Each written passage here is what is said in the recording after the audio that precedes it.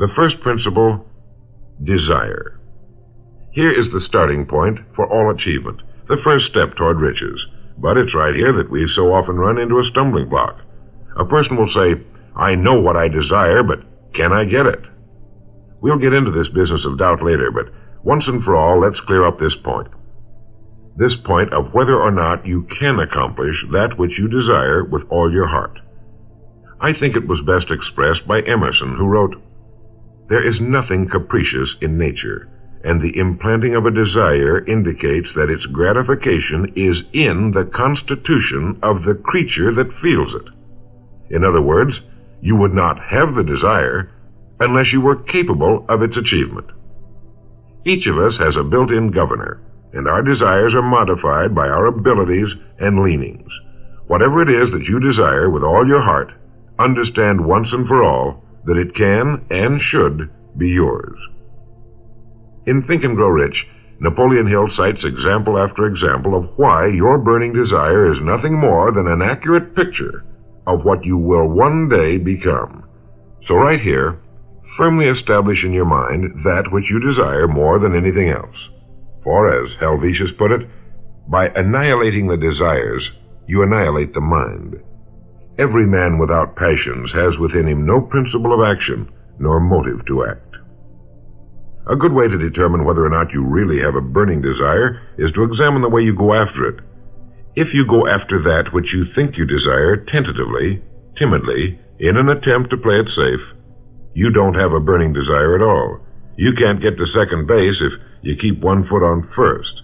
But if you're willing to burn your bridges behind you and say once and for all, this is it, this is what I will do, and I will never retreat, I'll never go back, then you have the sort of desire that can only end in success.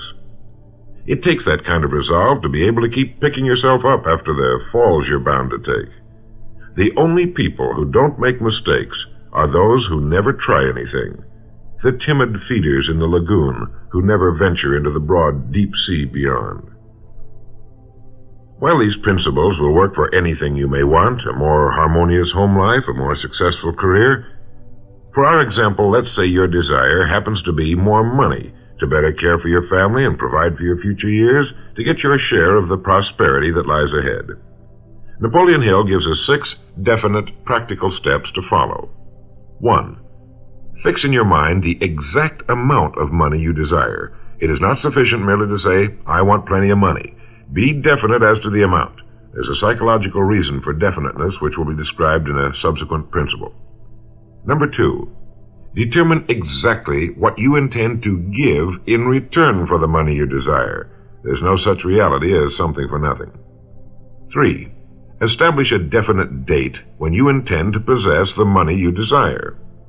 And 4, create a definite plan for carrying out your desire and begin at once, whether you're ready or not, to put this plan into action. 5, write out a clear, concise statement of the amount of money you intend to acquire, name the time limit for its acquisition, state what you intend to give in return for the money, and describe clearly the plan through which you intend to accumulate it. 6, read your written statement aloud twice daily, once just before retiring at night and once after arising in the morning. As you read, see and feel and believe yourself already in possession of the money, or whatever your goal happens to be. It's important that you follow these instructions to the letter. Play this part of the record over until you have it down to your satisfaction, for this is by far the most important of the 13 principles, and this chapter of the book ends with these words. Through some strange and powerful principle of mental chemistry, which she has never divulged, nature wraps up in the impulse of strong desire that something which recognizes no such word as impossible and accepts no such reality as failure. The second principle is faith. You never would have even thought of your main desire unless faith were tugging at your mind, and if you find it difficult at times to have faith in yourself, you can be certain that you can have faith in these principles. Napoleon Hill writes, faith is a state of mind which may be induced or created by affirmation or repeated instructions to the subconscious mind through the principle of conscious autosuggestion. Conscious autosuggestion simply means a suggestion by yourself to yourself, just as an autobiography is a biography written by the person it's about. By getting a mental image of yourself already having accomplished your main desire over and over again, you will muster the faith you need. Faith is vital to accomplishment. The Emperor Napoleon once said, "All the scholastic scaffolding falls as a ruined edifice before one single word, faith."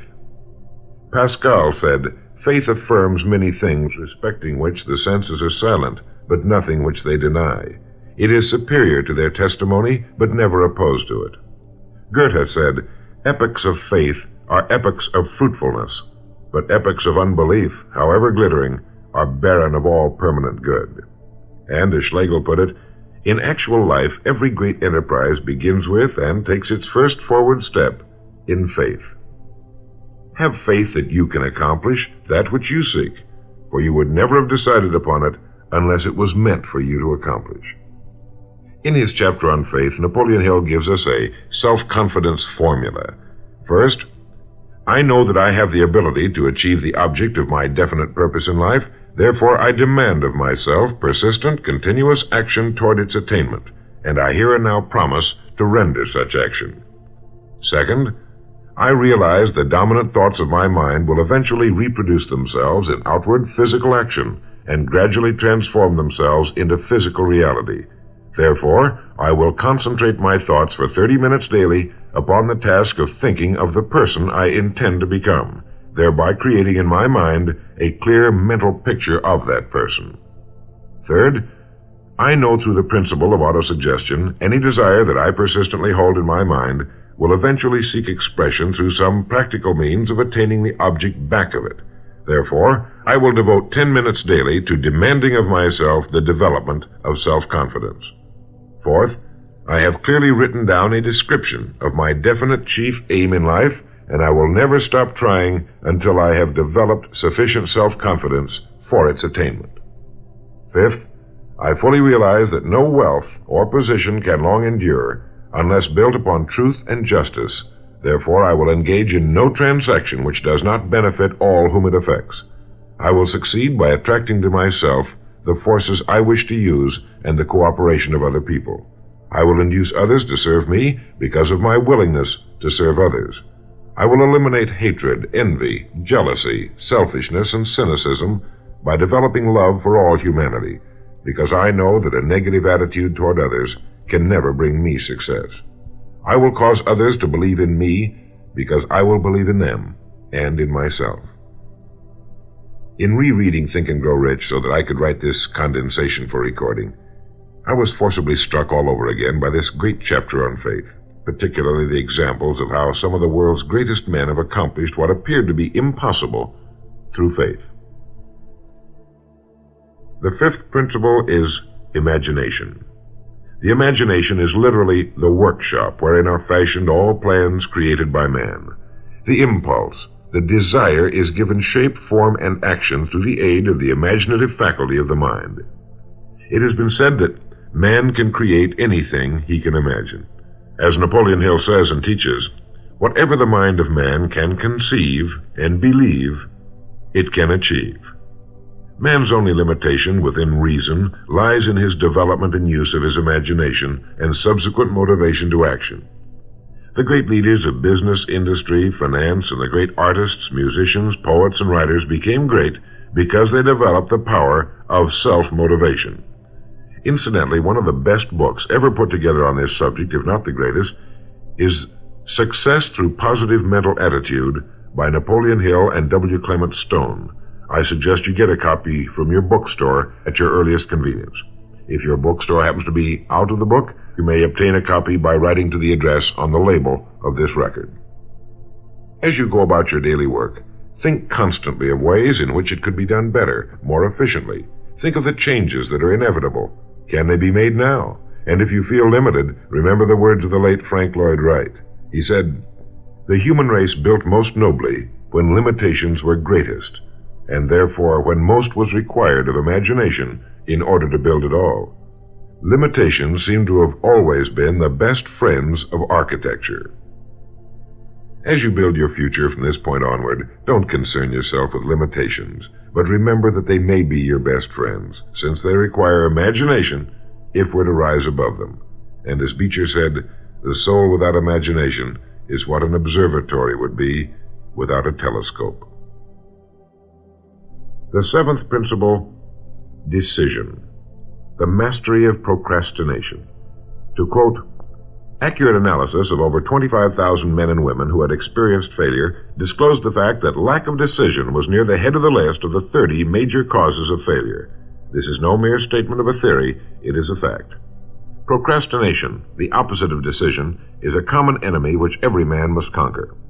Analysis of several hundred people who had accumulated fortunes well beyond the $1 million mark disclosed the fact that every one of them had the habit of reaching decisions promptly and of changing these decisions slowly if and when they were changed.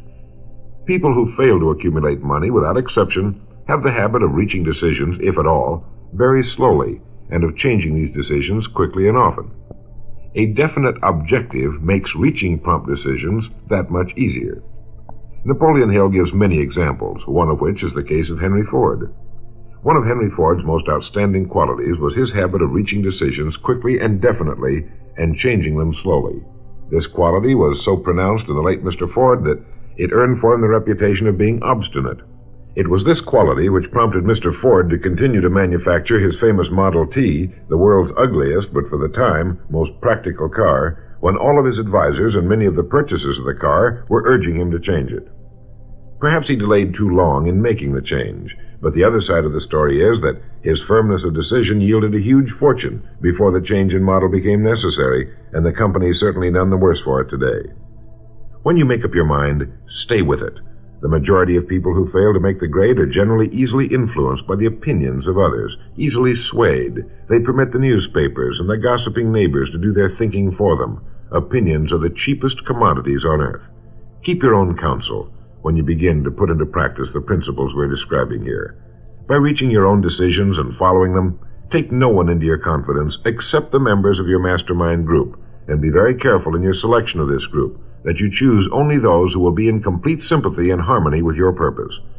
Close friends and relatives, while not meaning to do so, often handicap one through opinions and sometimes through ridicule. Thousands of men and women carry inferiority complexes with them all through life because some well-meaning but ignorant person destroyed their confidence through opinions or ridicule. If a decision is worth anything at all, it's worth sticking to until it's been completely worked. The eighth principle, persistence. Napoleon Hill defines persistence as the power of will. Willpower and desire, when properly combined, make an irresistible pair. Persistence to an individual is what carbon is to steel. In uncounted thousands of cases, persistence has stood as the difference between success and failure. It is this quality more than any other that keeps the majority from great accomplishment. They'll try a thing, but as soon as the going gets tough, they fold. Experience with thousands of people has proved that lack of persistence is a weakness common to the majority of men. It is a weakness which may be overcome by effort. If you are to accomplish the desire you've set for yourself, you must form the habit of persistence. Things will get dark. It will seem as though there's no longer any reason to continue. Everything in you will tell you to give up, to quit trying. And it's right here that the men are separated from the boys. It's right here that if you'll go that extra mile and keep going, that the skies will clear, and you'll begin to see the first signs of the abundance that is to be yours because you had the courage to persist. With persistence will come success. Persistence is a state of mind. Therefore, it can be cultivated. Like all states of mind, persistence is based upon definite causes, among them these. 1. Definiteness of purpose, knowing what you want. 2. Desire. 3. Self-reliance. 4. Definiteness of plans. 5. Accurate knowledge, knowing that your plan is sound. 6. Cooperation. Sympathy, understanding, and harmonious cooperation with others tend to develop persistence. 7. Willpower. 8. Habit. Persistence is the direct result of habit.